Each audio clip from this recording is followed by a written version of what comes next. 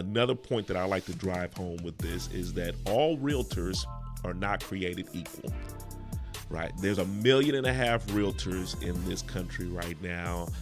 There's no way that you can honestly believe or think to yourself that, oh, I'm sure all of these realtors do a wonderful job and are doing things on the up and up. I'm sure all 1.5 million of these people are great at what they do and don't have any issues or problems. More likely than not, that's not going to be the case.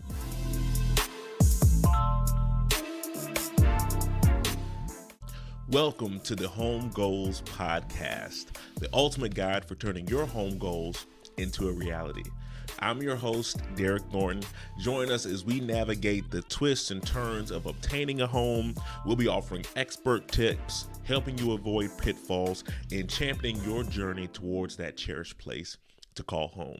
In today's episode, we'll be discussing a question that is very much swirling around in the media, more so than it ever has before, and that is the question of, do I need a realtor to buy a home? Now, before you tune out and start thinking to yourself, I'm not about to listen to a realtor talk about whether or not I need a realtor, you'll be surprised to hear that my answer to this question is not a resounding yes. My answer to this question is much like many of the other answers to the questions that we've addressed in this show, and that is, it depends.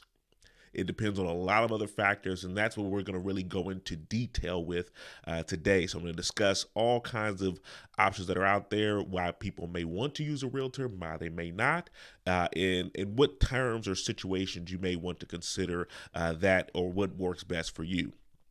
So before we get into kind of the nuts and bolts of kind of what realtors do and what you should expect of them, one thing that I do want to address, because like I said, there has been a great deal of misinformation and different myths kind of swirling around in the media regarding the recent lawsuit settlement against the National Association of Realtors. I'm not going to go into detail with all the ins and outs of that settlement. We'll do that for another episode.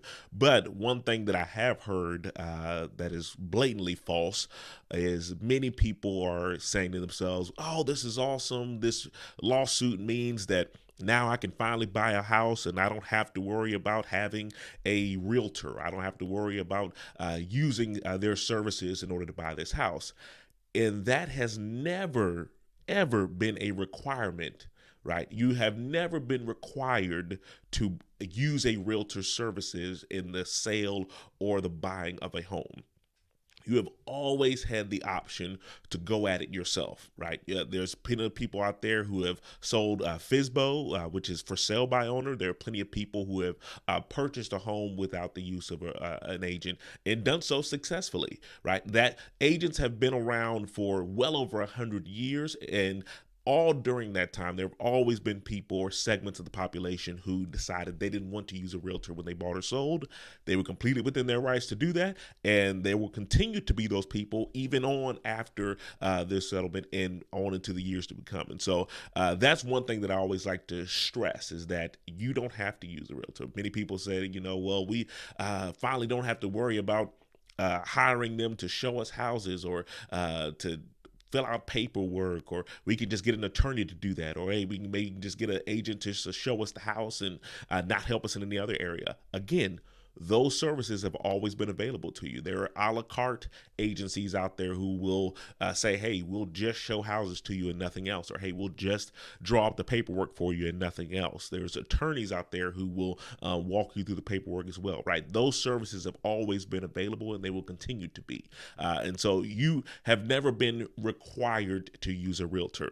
But now let's hop back over to the question that we're trying to address. Do you need a realtor? And so I always prefer to liken this almost to like a car mechanic.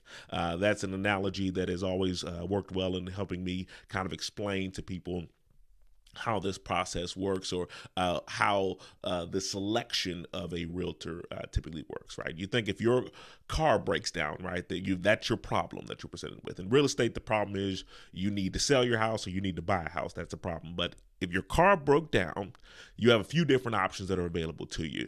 You can go to a dealership right, or try to go to a dealership that specializes in that particular car, that make and model that you're driving, because they likely may know more about it or how to fix it or have the specific parts that it needs, right? So you can go to the dealership. You can go to any number of local mechanics who are in your area. That's another option. And then the third option is that you can always go the DIY route where you say, you know what? I'm just going to go on YouTube, see if I can find someone who did a video about how to fix this. More times than not, there will be something out there. I guarantee you, no matter what car you drive, there's likely someone out there who's made some videos on how to fix whatever is wrong with it. And so you'll always have that as an option. There are certain things that I don't trust, right? If I'm changing out the battery in my car, I'll probably DIY that, right? That's usually, I say usually, a straightforward job that I can handle. But if it's something like, let's say, maybe wrong with the excuse me, transmission, or maybe the brake system is having issues. Those are things that I probably could go on YouTube and figure out how to fix those things. I just don't trust myself. I don't trust my limited expertise in knowing how to handle that. And I would much rather leave that to a professional or leave that to someone who is in the industry to be able to address that issue, because that is something that can really go wrong and actually end up costing me thousands of dollars more if I do it the wrong way, right? And so in those situations, I may want to go to a local mechanic. Or I may say, hey, you know what? This is a problem that is so unique, or I want it to be done by people who are only working on those type of cars. And so I may take it to a dealership knowing full well that they may cost me more, right? All of those options are available to you when you have an issue with your car. And it's no different in real estate. If you need to buy a house, you can say to yourself, hey, I can go at it alone. I can try to Google my way or YouTube my way through this transaction and try to figure out, okay, what should I be asking for? What should I be doing at every stage of the process? You have every right to be able to do that. Or you can also go to any number of the local realtors in your area. You can go to realtors who have a ton of experience in that particular area. You can go to realtors who may be a better fit for what you're looking for, right? There's a ton of options out there. But again, the point that I'm trying to drive home is that you are not required at any stage of the game to use them. And you may want to figure out what works best for you, right? If it's a situation where you think, you know what, I think I could probably Google my way through this, or do my own research or whatever. Or I might just decide, hey, I'll go to one of those mechanics. Just like the mechanic analogy, another point that I like to drive home with this is that all realtors are not created equal, right? There's 1.5 million realtors in this country right now. There's no way that you can honestly believe or think to yourself that, oh, I'm sure all of these realtors do a wonderful job and are doing things on the up and up. I'm sure all 1.5 million of these people are great at what they do and don't have any issues or problems. More likely than not, that's not going to be the case. And so you have to figure out, like, what is the best fit in your situation. Do you want someone who is more of a teacher? Do you want someone who is more of a salesy person? Do you want someone who specializes more in negotiating? Do you want kind of a mix of all of those things? Do you want a agent who is full-time, or are you fine having an agent who is part-time and just kind of has a little more restrictions in their availability? Again, you have a plethora of options that are available to you. And just like you may not get the same results with every car mechanic, you may not get the same results with every realtor, which is why it's very important for you to do your research, figure out and talk to friends and family, see what experiences they had, were they happy with their realtor, figure out whether or not that realtor can explain things in a way that makes sense to you. Because at the end of the day, we are just consultants, right? We can't make the decision for you, and we're not going to be the ones that are living, excuse me, in that house. We are just giving you advice and helping you determine what works best for your situation. And so, again, you want to make sure that you're picking a realtor who can speak to your situation in a way that makes sense to you, in a way that allows you to make those decisions for yourself, having as much knowledge and preparation as you can to move forward. And so, again, all realtors are not created equal.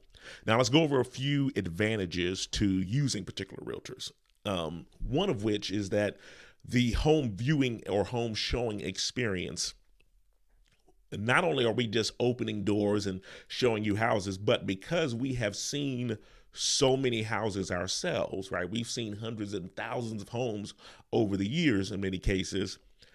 When we walk into a home, we see it completely different from the buyer, right? The buyers oftentimes envisioning themselves living in the home. They're enamored with all the different things that they're viewing when they walk into the place, right?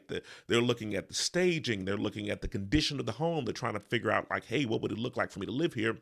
And the realtor is doing that as well. However, they're also looking at all the other ancillary things that the buyer may not pay attention to. They may be looking at the crawl space, right? They may be looking at different areas of the flooring to see, like, if there are any issues there. They may be looking at the condition of different appliances and everything in there. They're looking at things from a different standpoint. They're trying to see, hey, if the buyer went under contract on this house, are there any things in here that could sway my opinion on what they should do or what they should offer?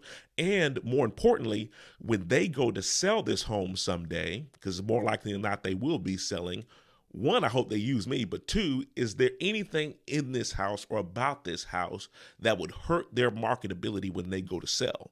We're always thinking about that as agents when we walk in and view the home. And the buyer may not necessarily be thinking about that because, again, they're just thinking about living in the home themselves. And so you get that mindset and that view from someone while you're getting to view the home. So that's one of the advantages to being able to see a home, not just by yourself, but to see a home with a realtor, right? Because most home showings are usually maybe 20, 30 minutes or so. And in that amount of time, it's difficult for you to make a decision that big and have taken into account all of the different factors that may be present in that home. Another advantage is that you get the negotiating skills. Negotiating always comes down to knowledge, right? It's always who has the most knowledge in the situation as far as what is the norm and what's addressed, what type of repairs, what they may cost, what the home's value may be, how that factors in, what a normal buyer or a normal seller may request or ask for in a transaction. Those are all things that you need to have a very keen insight on in order for you to be able to negotiate appropriately, right? If you don't know that information, it will be very difficult for you to try to hold leverage in that deal, right? If you're not sure just how far you can push the line and expect for them to handle everything. In North Carolina, we are a caveat emptor state, which is Latin for let the buyer beware, which is essentially a fancy way of saying that whatever house you buy, you're buying it as is, right? If you find a ton of issues in the inspection report and you want to get all of those issues addressed, or even some of those, the seller in our state has the right to say no to every single one of those things, right? Now, sometimes it would behoove them to try to address it or try to work with you. And that's where the negotiating comes into play. But if you aren't aware of what typically happens in a transaction, you're not aware of what a normal buyer may do or may request, or what the sellers may be willing to do, you're going to have a difficult time trying to negotiate that yourself. And that's where the realtor comes into play and their expertise and their knowledge. Another thing is the contracts, the forms, the disclosures. There are a ton of paperwork and documents and all these different things. And that is really the crux of the deal, because the paperwork is what it's always comes back to. Anytime there are disputes or legal issues, it always comes back to the paperwork and the disclosures that were signed. And so you want to make sure that you have a very firm and accurate understanding of that information before you jump into this deal. I've worked in the past with people on the other side of the transaction who didn't have a realtor on their side, and they were using outdated or inaccurate forms and disclosures. And as a result, I was able to structure that deal completely in my client's favor because the other side didn't know what they were doing when it came to those contracts and forms. And so you need to be able to have a firm understanding of that. Also, our forms, our standard forms that we use in most real estate transactions, at least in our state anyway, they change, sometimes slightly, sometimes on a major basis, but they change every single year. When I first became a realtor 10 years ago, our standard purchase contract was 11 pages long. You fast forward to present day, it is now 17 pages long.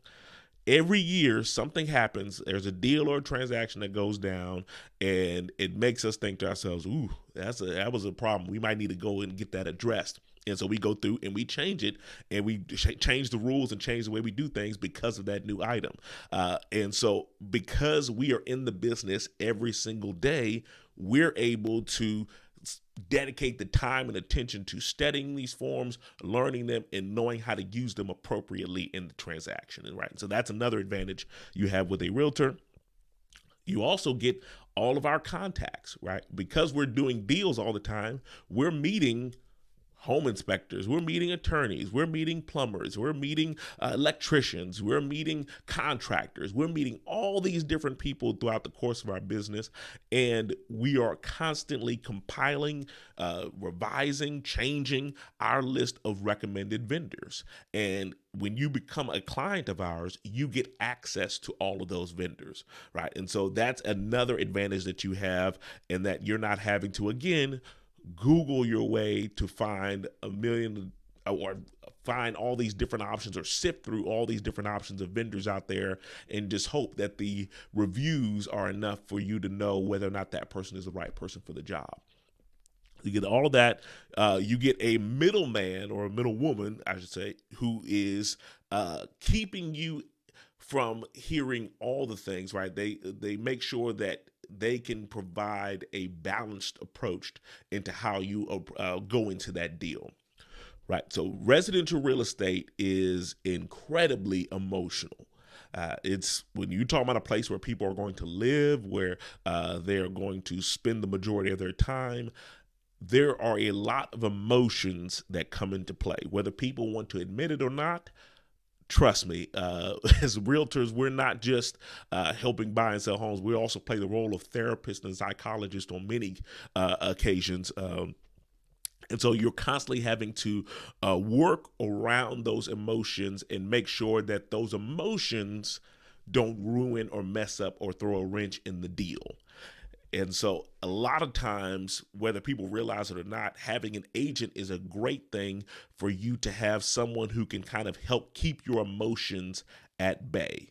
Right. You want someone who can make sure that your emotions are not going to be swayed or throwing problems into what would normally be a very straightforward item. I've seen a lot of deals fall apart over minuscule things because, again, emotions came into play, right? You got a deal worth hundreds of thousands of dollars that fell apart over a $500 problem. Why? Because of emotions, right? And so it's always helpful to have an agent there who can kind of play that middleman and make sure that emotions are not causing more issues than they need to in the transaction. And then last, having agent representation is going to be crucial if you're working in a transaction where there's an agent on the other side of the deal. Right? If you're trying to purchase a home and that seller has an agent, that you're going to be behind the eight ball in trying to represent yourself, because, again, you are working against someone who is in the business every day, who knows the forms better than you. They know the market better than you. They know negotiating tactics better than you.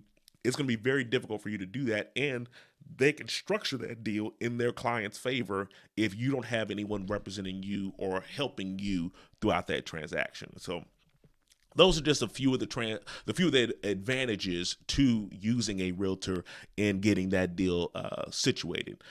Now, I don't want to push so far in that direction that I just pretend or act like there's never been anyone who ever did things successfully without a realtor. There are plenty of success stories for people who sold a home on their own, who bought a home on their own. I know plenty of people who have done that and everything went fine. Again, I go back to the car mechanic analogy. There are plenty of people who have made repairs to their car and all went fine, right? It's just a matter of what level of risk are you willing to take on, and do you feel as if you need all of those different things that I just referenced, whatever, in the transaction. You may feel that you don't. If that's the case, that's completely fine. Again, there are examples of people who have done so without a realtor successfully, and there will continue to be, though. That's not the case.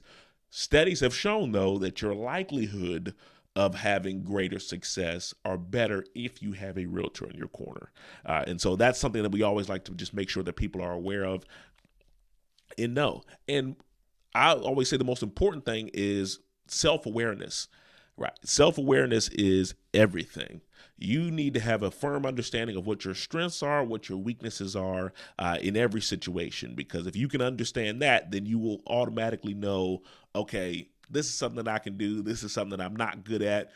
You know yourself better than anyone out there. And so you know what you can take on and what you can deal with or handle. There's all types of personalities out there.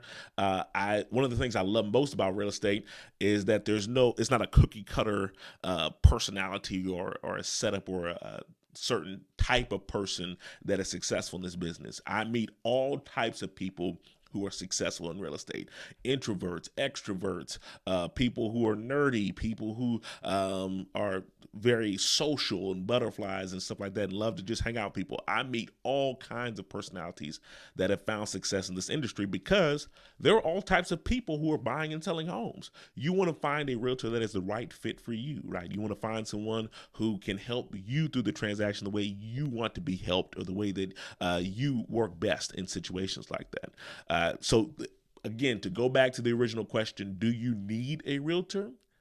No, you don't need a realtor, but you may want a realtor. I don't necessarily need a car mechanic every time my car breaks down, but I want one very much so if it's something where it's like, hey, that's not a problem that I feel comfortable addressing, that I feel comfortable going into. Realtors can help relieve a lot of the stress in a deal.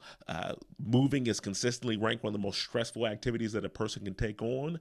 Having a realtor in your corner will help alleviate a lot of that stress. It won't eliminate all of it. There's no realtor out there that can promise you a stress-free transaction, but we can help alleviate a lot of that stress and make sure that you do things that are in your best interest and ultimately get to that place called home. Hope you're all doing well. Again, thank you for joining us for this week's episode. If you ever have any questions about how this works or want to learn more about whether or not working with a realtor could be right for you, or if you have suggestions for future episodes, I'm more than happy to take it on. Have a good one, and I'll talk to you all next week.